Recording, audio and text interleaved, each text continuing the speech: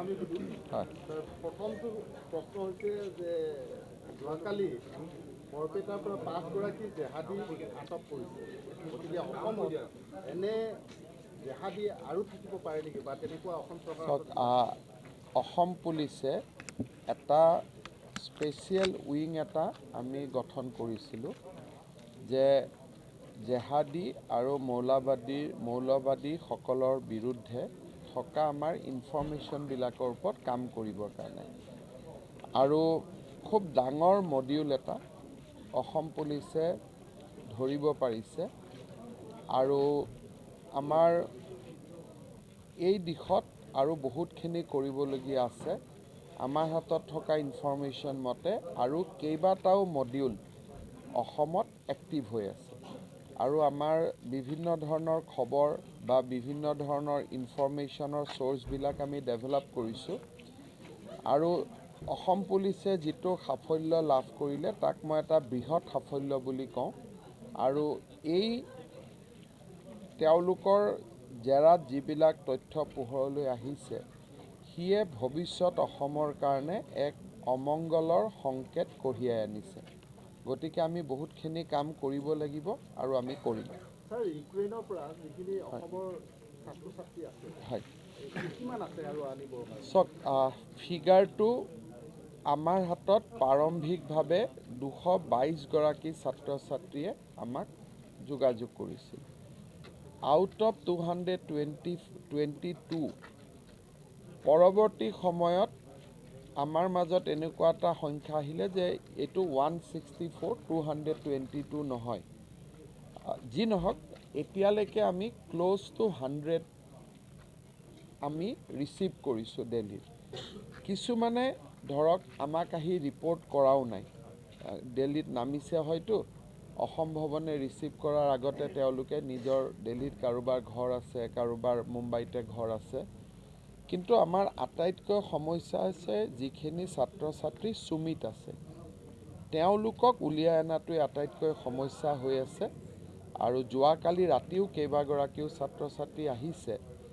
ভাৰত চৰকাৰৰ লগত বিশেষকৈ বৈদেশিক পৰিক্ৰমা মন্ত্ৰী জয়শংকৰ ডাঙৰীয়াৰ লগত মই নিৰন্তৰ যোগাযোগত আছোঁ যে সুমিৰ পৰা থকা ছাত্ৰ ছাত্ৰীখিনিক উলিয়াই অনাৰ বাবে।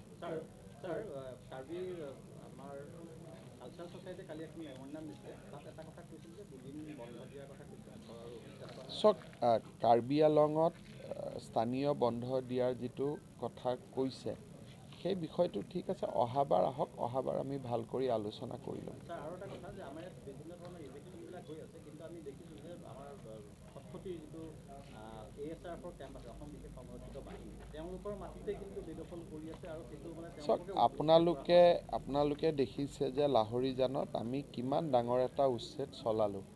গতিকে সেইটোৱে এটা ইণ্ডিকেট কৰে যে অসম পুলিচে বা অসম চৰকাৰ বা কাৰ্বি আংলং স্বায়ত্তশাসিত পৰিষদে উচ্ছেদৰ ওপৰত কিমান গুৰুত্ব দিছে। এতিয়া আপোনালোকে যদি মোক কয় যে ছাৰ অমুকতো আছে তমুকতো আছে, সেইটোতো ৰিয়েলিটি অফ লাইফ। সেইটোতো আগত তেনেকৈ উচ্ছেদ কৰি মানে মাটিত বহিব দিলে, এতিয়া লাহে লাহে আমি কৰি যাম। কিন্তু মই ক'লোঁ নহয়, এনেকুৱাও আছে যে DC কোৰ্টৰ ভিতৰতো বহুত জেগাত মানুহে মাটি দখল কৰি থৈছে, ধুবুৰী জেগাত। তেনেকুৱা আমাৰ চৰকাৰী মাটিত, চৰকাৰী এগ্ৰিকালচাৰ ফাৰ্মত, চৰকাৰী চিট ফাৰ্মত, চৰকাৰী ফিচাৰীত, চৰকাৰী কাৰ্যালয়ত, এইটো কাৰ্বি আংলংটো এটা উদাহৰণ নহয়, এনেকুৱা অসমত মিনিমাম 1-1.5 হাজাৰ উদাহৰণ হ'ব য'ত চৰকাৰী একেবাৰে ইম্পৰ্টেণ্ট কাৰ্যালয়ৰ মাটিয়ে দখল কৰি বহি আছে। চ' এইটো লং ডাউন প্ৰচেছ। কিন্তু আপোনালোকে জানে যে উচ্ছেদ যেতিয়া আপোনালোকে কৰিব যায়, বুলডজাৰ, JCB এইবিলাক দেখা যায়, তেতিয়া এটা কিছুমান মানুহে তাৰ বিৰুদ্ধেও কয়। গতিকে চৰকাৰে বেলেঞ্চ কৰি এটা সামঞ্জস্য ৰক্ষা কৰি কাম কৰি থাকিব লাগে।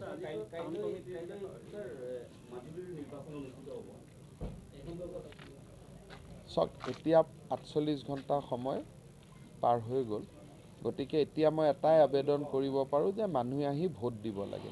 কোন দলক ভোট দিব লাগে, ৰিজাল্ট কি হ'ব, এতিয়া আজিৰ ইলেকশ্যনৰ সম্বন্ধটো মই ক'ব নোৱাৰোঁ, কাৰণ আমাৰ ভোটদান চলি আছে। অহাকালি যিহেতু মাজুলীত ভোটদান আছে সেইকাৰণে মই এটাই মাত্ৰ অনুৰোধ কৰিব পাৰোঁ যে ৰাইজে যাতে আহি ভোটদান কৰে, গণতান্ত্ৰিক অধিকাৰ সাব্যস্ত কৰে। আৰু এটা কথা সুধো যে 7 দিন মাত্ৰ বিহু পাতিব লাগে বুলি কৈছে আপুনি। এইটো চাওক, যি কথা মই কোৱা নাই, মোৰ নামত এইবিলাক ভুৱা কথা প্ৰচাৰ কৰি থকাটো ভাল নহয়। আমি কৈছোঁ যে 7 দিনৰ ভিতৰত যি বিহু পাতিব তাক আমি 1.5 লাখ টকাকৈ দিম। তাৰপিছত 6 মাহলৈকেও বিহু পাতি থাকিলে মোৰ কি আপত্তি আছে? এইবিলাক শব্দটো মই ক'তো কোৱা নাই যে 7 দিনৰ ভিতৰত বিহু পাতিব লাগে। কোনোবাই যদি 365 দিনৰ 367 দিনো বিহু পাতে, মোৰ কিয়, মই কোন নহয় আপত্তি কৰিবলগীয়া? মুখ্যমন্ত্ৰীৰ এইটো অধিকাৰে নাই। কাৰোবাক কোনোবাই কালচাৰেল শ্ব' পাতিব খুজিলে, কোনোবাই বিহু পাতিব খুজিলে বাধা দিয়াৰ কোনো অধিকাৰ মুখ্যমন্ত্ৰীৰ লিষ্টত নায়েই। খালি মুখ্যমন্ত্ৰীয়ে এইটোৱে কৈছে যে প্ৰথম 7 দিনত 1900 বিহু অসমত হয়, সেই 1900 বিহুক আমি 1.5 লাখ টকাকৈ সাহায্য দিম।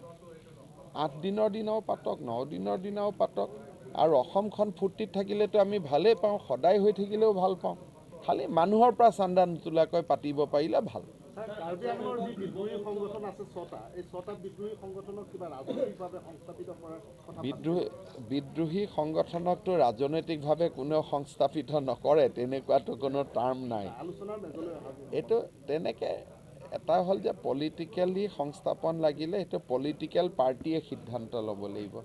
গতিকে বিজেপি, কংগ্ৰেছ, বিভিন্ন পলিটিকেল পাৰ্টি আছে, যোনে য'ত ভাল পায় তাত যোগদান কৰিব, তাৰ পৰা সিদ্ধান্ত হ'ব। কিন্তু সেইটো মুখ্যমন্ত্ৰী হিচাপে তাত মোৰ ক'বলগীয়া একো নাথাকে।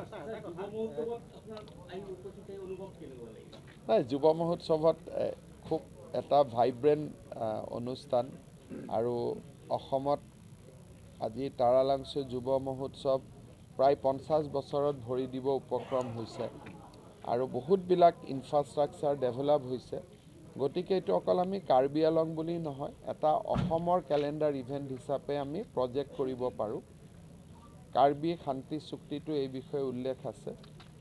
মই এইবাৰ চাই গ'লোঁ, আগত মই অহা নাছিলোঁ। গতিকে অহাবাৰ ইয়াক আমি আৰু ডেভেলপ কৰিম, আৰু খালি মোৰ এটাই অনুৰোধ থাকিব যে যাতে এই যুৱ মহোৎসৱটো আমাৰ লোকনৃত্য আৰু কাৰ্বি সংস্কৃতিৰ লগত জড়িত হৈ থাকে। বহুত বেছি পশ্চিমীয়া হৈ গ'লে তেতিয়া এসময়ত ইয়াৰ আনুষংগিক নিগেটিভ কম্পোনেণ্টবিলাকো আহি যাব। গতিকে যিহেতু যিসকলে অনুষ্ঠানটো আয়োজন কৰিছিলে 48 বছৰ আগত, তেওঁলোকে কাৰ্বি কালচাৰটো প্ৰটেক্ট কৰাৰ কাৰণে এই কামটো কৰিছিল। গতিকে মুখ্য উদ্দেশ্যৰ পৰা যাতে আমি আঁতৰি নাযাওঁ, সেইটো এটা আমাৰ প্ৰধান লক্ষ্য হ'ব লাগে। বাকী সকলোৰে কম্পোনেণ্ট থাকিব, হিন্দী গানো গাম, ইংৰাজী গানো গাম, অসমীয়া গানো গাম, বঙালী গানো গাম, গুজৰাটী গানো গাম, কিন্তু মেইন যিটো উদ্দেশ্য যিটো প্ৰটেক্ট কাৰ্বি কালচাৰ, সেইটো যাতে তাৰ পৰা যাতে নতুন প্ৰজন্ম আঁতৰি নাযায়।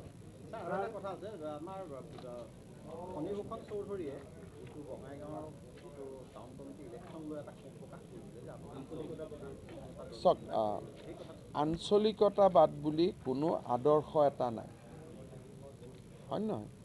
অসমক ভাল পোৱা এটা আদৰ্শ আছে, আৰু অসমক ভাল পালে ভাৰতকো ভাল পাব লাগিব। গতিকে ৰিজনেলিজিম বুলি যদি কোনোবাই কয়, তেতিয়াহ'লে সকলোৱে লগত এটা শব্দ কয়, ৰিজনেলিজিম উইথ এ নেশ্যনেল আউটলুক। গতিকে অসম আৰু ভাৰত দুয়োটাকে আমি ভাল পাব শিকিব লাগিব, আৰু তেতিয়াহে আমি বিশ্বৰ বৰসভাত নিজক চিনাকি দিব পাৰিম। গতিকে বাকী আৰু জাতীয়তাবাদ, আঞ্চলিকতাবাদ মানে কি বুজায়, কি ডেফিনেশ্যন মই নাজানো। যেনেকৈ আমাৰ লুৰিণজ্যোতি গগৈ জাতীয়তাবাদী এটা দল খুলিতো আকৌ কংগ্ৰেছৰ লগতে হাত মিলালে, হয় নহয়?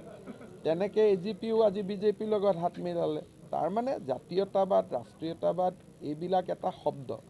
আচল কথাটো হ'ল যে মই অসমক ভাল পাওঁ, মই ভাৰতক ভাল পাওঁ।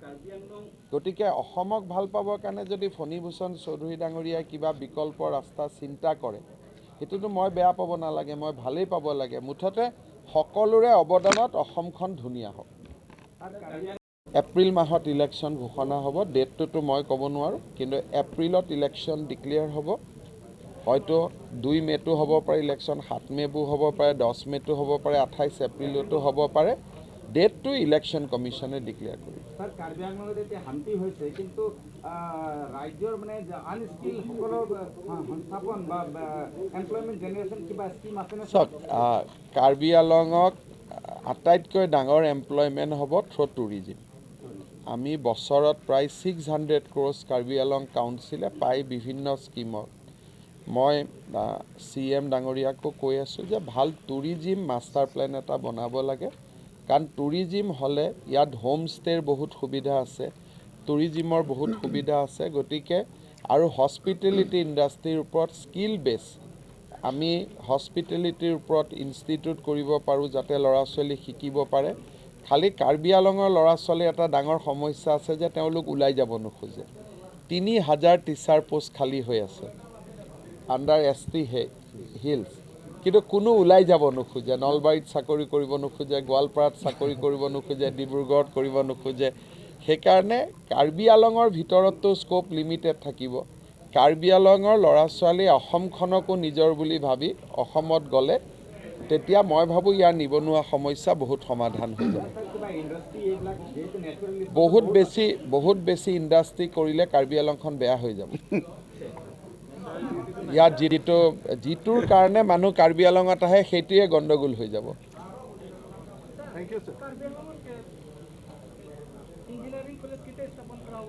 কৰি দিম। এতিয়া এই আমাৰ মেডিকেল হৈ গ'ল, কেঞ্চাৰ হৈ গ'ল, পলিটেকনিকতো ছাবজেক্ট বঢ়াব লাগে, ইঞ্জিনিয়াৰিং হ'ব লাগে, মেডিকেল হ'ব লাগে। ৰাজ্যটো যিমান নাই সিমান কাৰ্বি আংলঙত হৈ আছে। আপোনালোকে যদি কম্পেয়াৰ কৰে তেতিয়াহ'লে নাগালেণ্ড, মেঘালয়, মিজোৰাম, ছিকিম এইবিলাকত যিমান অনুষ্ঠান নাই এতিয়াতো কাৰ্বি আংলঙত হৈ আছে। Karbi Anglong is becoming A super state, not only autonomous state তাৰো ওপৰত গৈ Karbi Anglong is becoming A super state নাও। ক'লো নহয়, ইট হাজ বিকাম এ ছুপাৰ ষ্টেট নাও। ধন্যবাদ।